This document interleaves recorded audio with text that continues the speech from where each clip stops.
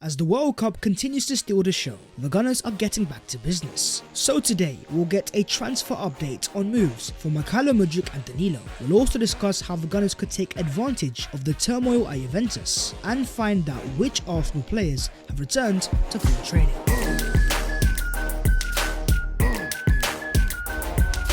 Yo, what is going on, guys? My name is Babs14 and welcome back to your boys channel. I hope you guys are doing sensational and enjoying the World Cup. But if you want your Arsenal news, you are in the perfect place. So smash a like if you enjoy, subscribe if you are new, and let's try to get to 130k. But starting off with the latest Arsenal transfer news, and more specifically Juventus, an arch rival of the Gunners in the transfer market over the past few years. They took Mykhaylo Mudryk, they took Dusan Vlahovic, but now these guys are in crisis. As Fabrizio Romano confirms, the entire Juventus board have decided to resign, including President Andrea Agnelli and Vice President Pavel Nedved. Not just your executives and your directors, but even the owner of the club has stepped down because Juve are in deep financial waters. Essentially, they are now being investigated as reports claim that they have been faking their salaries and even inflating their transfer fees. Having posted a loss of 254 million euros, Juventus are now officially in crisis, and as reports claim there is a possibility of a point deduction and even being relegated if they have been found out for wrongdoings regarding salary payments and whether private agreements were in place to trick the authorities. Massive deja vu to 2006 where these guys were relegated to the Serie B. At that time it was a refereeing scandal, and back in 2006 they were forced to sell so many important players from Fabio Cannavaro, Patrick Vieira and Zlatan Ibrahimovic. But now these guys are facing financial bankruptcy, and of course right now a lot of stuff has to happen, but if these guys were to get relegated they will have to sell a lot of their key players, and so with the likes of Dusan Vlahovic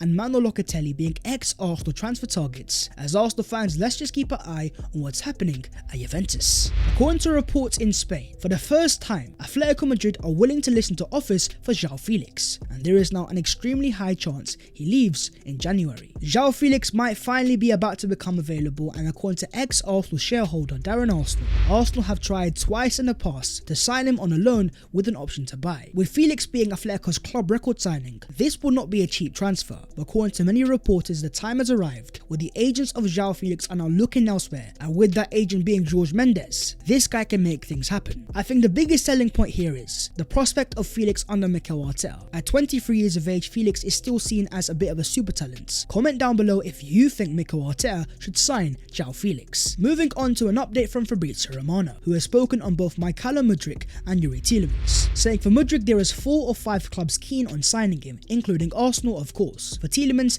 it depends on the conditions of a free deal. Arsenal have always had his name in the list, but talks are not concrete yet. We'll get to Mykhaylo Mudryk, but more specifically Youri Tielemans, a player that Arsenal have appreciated for a very long time and currently at the World Cup with Belgium. And we have heard time and time again in the past that Tielemans has got his heart set on a move to the Emirates Stadium. But as Ben Jacobs says, Arsenal know because they've got the buy-in from Tielemans, if they just wait, bide their time and don't do anything in January, they can potentially come back in the summer. With Tielemans not being that number 6 profile, I don't see him being a priority for January. According to Charles Watt, Arsenal have put in a lot of groundwork for Danilo. No bid yet, but there is a belief that Arsenal will try again in January, with more reports coming out of Brazil claiming that talks are ongoing between Arsenal and Palmeiras, and there might be no agreement, but they are working on getting it done. With this level of smoke, there's got to be some sort of fire. But being only 21 years of age and only having done it in Brazil, to help an Arsenal title charge you have to ask the question, would Danilo be able to step in straight away? According to Tim Stillman of the Arse blog, he thinks Lokonga will go and Oneni's deal has only a year. Xhaka and Partey will be in their 30s next season, so there are midfield spots open. I feel Danilo is more a Lokonga/Elneny replacement rather than Thomas Partey, even if Arsenal do sign Danilo. But looking into his age profile and experience, I still feel that Arsenal will sign another midfielder, someone more of the age profile of 24-25 and that can compete with Thomas Partey straight away. And one of the options is West Ham United's Declan Rice, who according to Matt Law of the Daily Telegraph, 2 Premier League clubs have already made early plays to sign Declan Rice next summer. Chelsea are not one, but it's expected they will go for him. With the price tag being around £70 million,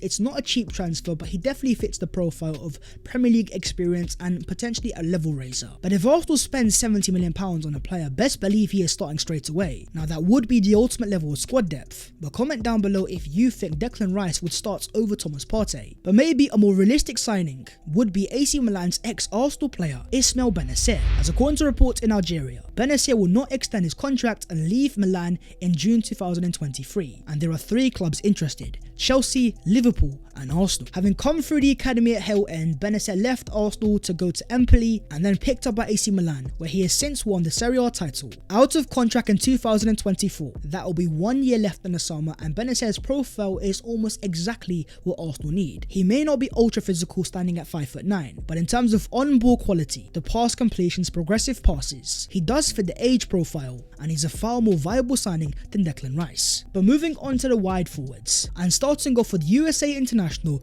Christian Pulisic, as Chelsea will reportedly allow forward Christian Pulisic to leave in the January transfer window, and sources tell ESPN that Arsenal, Manchester United and Newcastle have all been made aware of the situation, with Pulisic's representatives keen on finding the 24-year-old a new club. At Chelsea, he's not been electrifying. Pulisic's best season was back in 1920, his first year at Chelsea, where he scored 9 goals and got 4 assists, but since then his career has been hit by injuries. But still only 24 years of age, he's another one of those players that you just think if Mykhaylo Mudryk was to get his hands on him, there certainly is a potential player. But as confirmed by Fabrizio Romano, my understanding is that Mudryk is still the priority for January, and he's a player that is on his knees to come to the Emirates, giving interview after interview hinting at moves. He's also recently liked a photo on Instagram from an Arsenal account asking to sign him. Mudryk knows exactly what he's doing. Players understand the power of social media, and whatever they do, fans will find out, they will see it, and it will cause havoc. And the mirror go as far as saying Arsenal are set to win the race for top transfer target Mykhaylo Mudryk. It is now understood Shakhtar are willing to accept around £40 million plus potential add-ons for the winger. Another factor in Arsenal's favour is Mudryk's desire to link up with Ukraine teammate Zinchenko. Now this report is going very far, and I will take you with a pinch of salt, but at the same time, with the amount that the player is pushing, it looks like he will do everything possible to get himself to the Emirates Stadium. But in terms of the price tag, as Ben Jacob reports, despite Shakhtar publicly stating they wanted £86 million, privately he's told by sources that £51 to £56 million is a more viable number. With the amount that Mudryk has been speaking, the interviews hinting at Arsenal transfers, he seems to be lowering the price tag. And even though Mudryk isn't that right-wing profile, he's still a very unique player, a very technical and nimble wide forward that would give Arsenal a very creative profile, but also has that devastating pace, which makes him such a lethal player in transition. He would give Arsenal an insane amount of depth on the left-hand side, also possessing very decent ball striking. It's a very rare profile on the current transfer market, and it seems like an opportunity that both Arsenal and Mykhaylo Mudryk believe they simply have to take. But comment down below, if Arsenal were to sign Danilo and Mudryk in January, would that be enough to win the Premier League title? Moving on to the return of the Arsenal players, as the likes of Gabriel Magalhaes and Alexander Zinchenko, alongside Mykhaylo Mudryk, were both confirmed back in training. And in terms of what's next, The Athletic are reporting that Arsenal will play a behind closed doors match against Watford sometime this week, and then Arsenal have 3 more fixtures planned, 2 games in Dubai, AC Milan and Lyon, and then back at the Emirates Stadium on December the 17th against Juventus. But in terms of the Arsenal players at the World Cup, commiserations to Takehiro Tomiyasu, who was an unused substitute as Japan lost to Costa Rica 1-0. Now Tomiyasu was injured, so I'm not surprised, but in terms of the future and Japan qualifying for the last 16, it is still very much possible, but they will have to beat Spain. But then you have Thomas Partey putting in a masterclass for Ghana as they beat South Korea 3-2, with Partey completing 89% of his passes, winning 4 out of 4 ground duels and completing 3 out of 5 long balls. And now they have a big game on Friday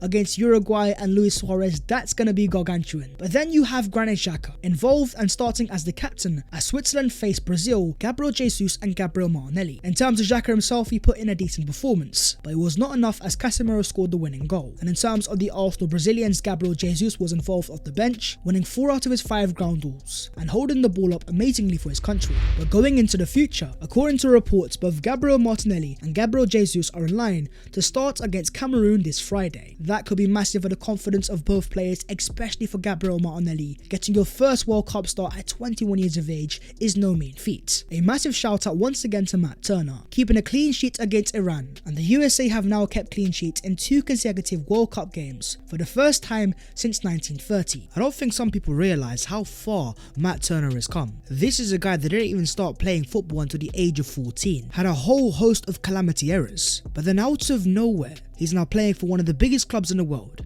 and keeping clean sheets for his country at the World Cup. he might be the Arsenal number 2, but credit must be due to Mr. Matty Turner. But what about England? Well, in terms of Mykhaylo Saka and Aaron Ramsdale, they were both left on the bench as England beat Wales 3-0, and there was also no Ben White in the entire squad, as reports claim that he was missing due to illness. But in terms of the Arsenal players that have qualified, you've got Gabriel Jesus, Gabriel Martinelli, Matt Turner for the USA, Mykhaylo Saka, Ramsdale and White for England, Saliba for France, with the likes of Partey, Xhaka and Tomiyasu all to be decided in the next few days. But moving on to the other Arsenal news today, and starting off with the trophy that Arsenal have won 14 times, the full Arsenal Cup, otherwise known as the FA Cup, as Arsenal have officially been drawn against League One side Oxford United. They may be down there in League One, but with this game being away from home, this could be a tricky little game, and as we saw last season, playing Nottingham Forest of the Championship, if Arsenal take these games for granted, teams will take advantage, but at the same time it's a trophy, and with Arsenal being record 14-time winners, of course we have to expect an Arsenal win. But in terms of a more gargantuan game between the two top teams of the Premier League, it's been officially confirmed that Arsenal versus Manchester City at the Emirates Stadium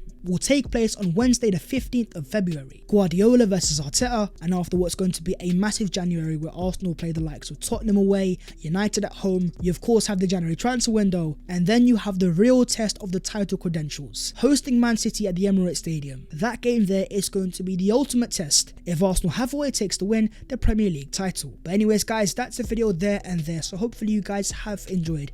If you have, smash a like and also subscribe to the channel if you are new. If you want to follow your boy on all of his social medias, then the links are down below in the description. But that was all of today's latest Arsenal news, and I hope you guys are enjoying the World Cup. But as it enters the final stages of the groups, the Arsenal return is around the corner, less than a month, and I will see you guys next time. Take care and all the bits.